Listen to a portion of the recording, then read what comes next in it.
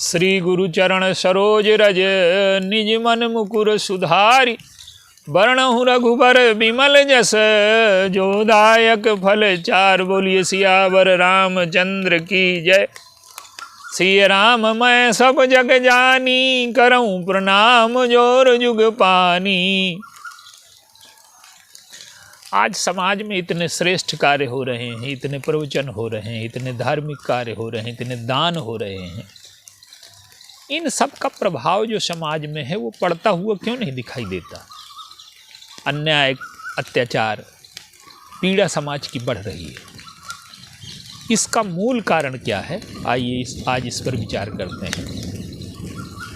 देखिए, सत्कर्म, सद्भावना और सद्विचार, ये तीनों एक दूसरे से जुड़े हुए हैं।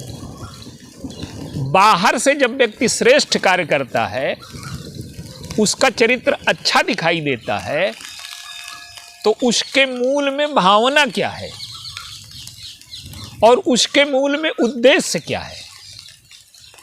तो अगर भावना और उद्देश्य पवित्र नहीं है तो श्रेष्ठ कार्य अपने परिणाम की सृष्टि नहीं कर सकता।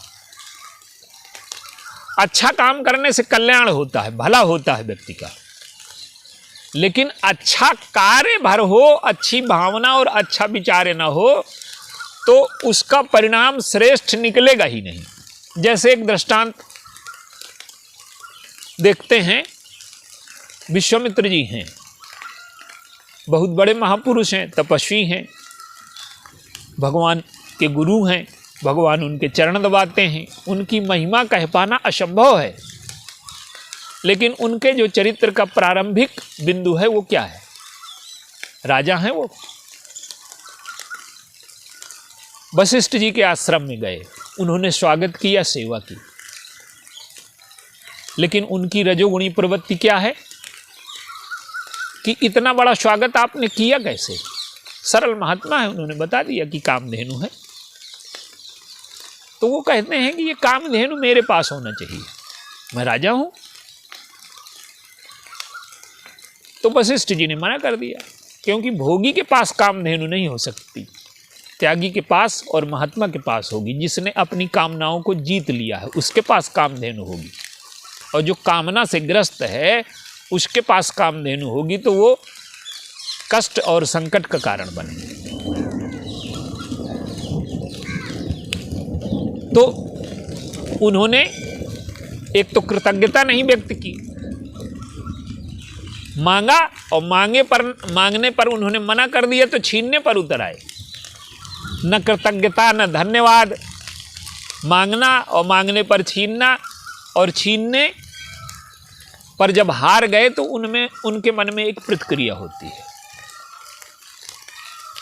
वशिष्ठ जी के चरित्र से ईर्ष्या हुई और ईर्ष्या स्पर्धा में बदल गई।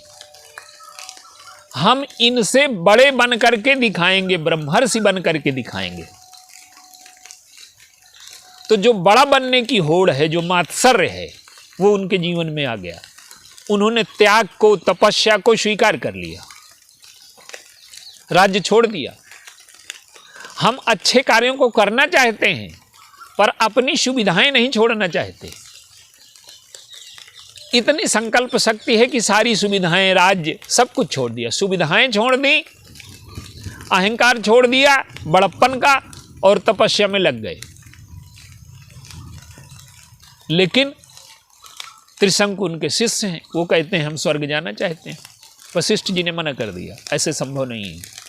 विश्वामित्र जी के पास पहुंचे, उन्होंने कहा कि वशिष्ठ तो तुम्हारे गुरु हैं, तुम यहाँ क्यों आए? उन्होंने कहा कि वो कहते हैं कि सशरीर स्वर्ग नहीं जा सकते।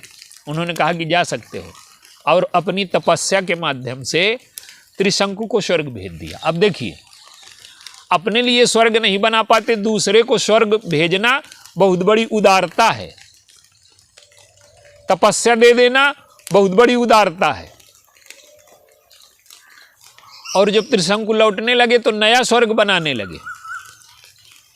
तो विश्वामित्र जी के जीवन में क्या दिखाई देता है? तपस्या दिखाई देती है, त्याग दिखाई देता है, साधना दिखाई देती है, राज्य को एक क्षण में छोड़ दिया, दूसरों को ऊपर उठा रहे हैं, त्रिशंकु को बड़ा बना रहे हैं, उनके लिए नया स्वर्ग बना रहे हैं।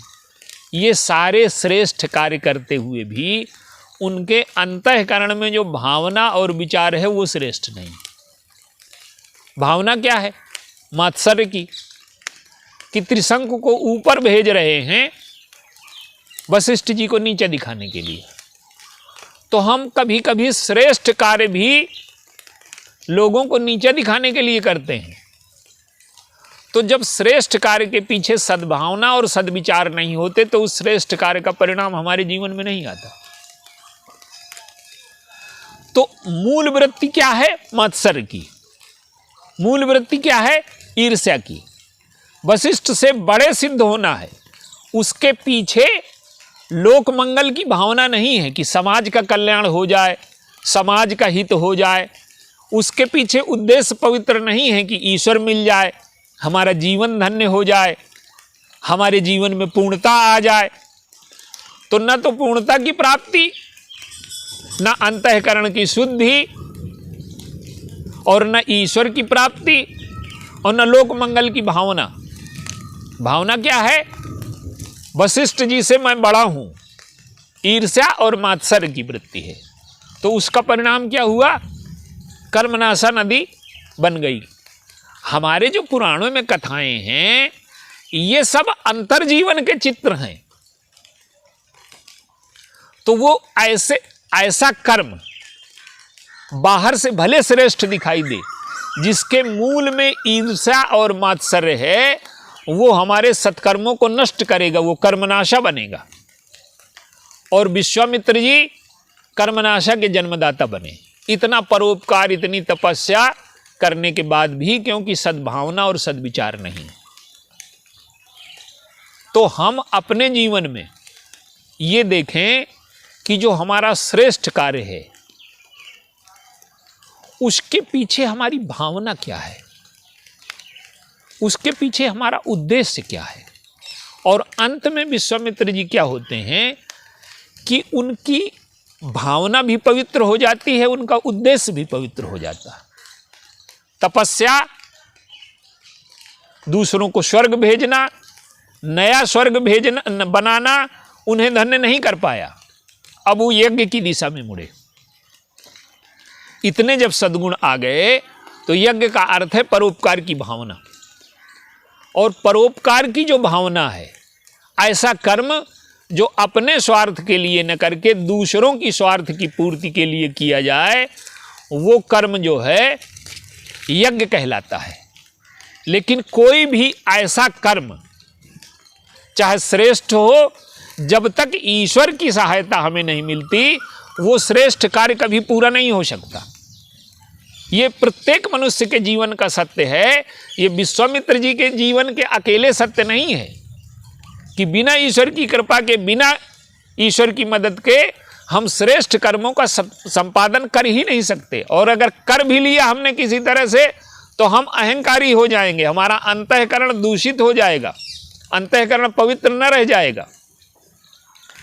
तो आज क्या हुआ? आज विश्वामित्र जी भगवान को पाने चले, और जब तक हम भगवान को नहीं पा लेते तब तक हमारे अंतःकरण से विकार नहीं जा सकते। ईर्ष्या क्या है? मात्सर्य क्या है? दूसरों से बड़ा बनने की भावना। और ये तब तक जीवन में रहेगी जब तक हम पूर्ण नहीं बन जाते, ईश्वर को प्राप्त नहीं कर लेते। और जब ईश्वर को हम प्राप्त कर लेते हैं तो हम पूर्ण हो जाते हैं। घटने बढ़ने का, खोने का ये सारा भय मिट जाता है। तो जो जीवन की पूर्णता की प्राप्ति के लिए चले तो उन्हें क्या करना पड़ा? पूरे जीवन वो वशिष्ठ जी से बड़ा बनने का होड़ कर रहे हैं। और आज वशिष्ठ जी के प्रति श्रद्धा पैदा हो गई। आज मांगने में, छोटा बनने में उन्हें कोई संकोच नहीं है। आज वशिष्ठ जी से अकेले मांगने नहीं जा रहे, वशिष्ठ के शिष्य से उसके पुत्रों को मांगने जा रहे हैं। ईश्वर की प्राप्ति बिना ईर्ष्या और मात्सर्य के त्याग के बिना हो ही नहीं सकती। श्रेष्ठ कर्म कर रहे हैं, यज्ञ कर रहे हैं, यज्ञ तो बड़ा श्रेष्ठ कर्म है, लेकिन उस श्रेष्ठ कर्म में जब तक सद्भावना नहीं जुड़ती, और आज सद्भावना जुड़ गई, ईश्वर की प्राप्ति के लिए अहंकार छोड़ दिया, वशिष्ठ जी से बड़े बनने की भावना छोड़ दी, आज छोटे बनने में उन्हें कोई संकोच नहीं, गए अपनी मांग रखी। श्री दशरथ जी महाराज ने मना कर दिया, लेकिन आज वशिष्ठ जी सहयोगी हो गए। कामधेनु नहीं दिया, पर इस कामधेनु को देने को तैयार हो गई। ये कौन है? कामधेनु सतकोटि समाना, सकल कामदायक भगवाना। ईश्वर जिसे मिलेगा उसे पूरा मिलेगा, और उसके जीवन की अपूर्णता अभाव दूर हो जाएगा, उसका अंतःकरण शुद्ध हो जाएगा। तो आज यज्ञ कर रहे हैं ईश्वर को साथ में लेकर के, तो आज भावना लोक मंगल की है,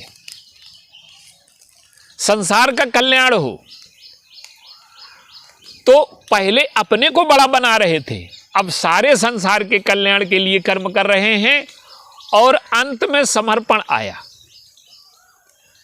जब तक हम ईश्वर को प्राप्त नहीं कर लेते, समर्पण नहीं कर देते, तो भावना और उद्देश्य ये दोनों पहले पवित्र होने चाहिए। आज सत्कर्म तो दिखाई दे रहे हैं समाज में, लोग बड़े नम्र हो जाते हैं, सबके काम आने लगते हैं, सबके पैर छूने लगते हैं, विनम्र हो जाते हैं, लेकिन उसका उद्देश्य क्या है? चुनाव लड़ना।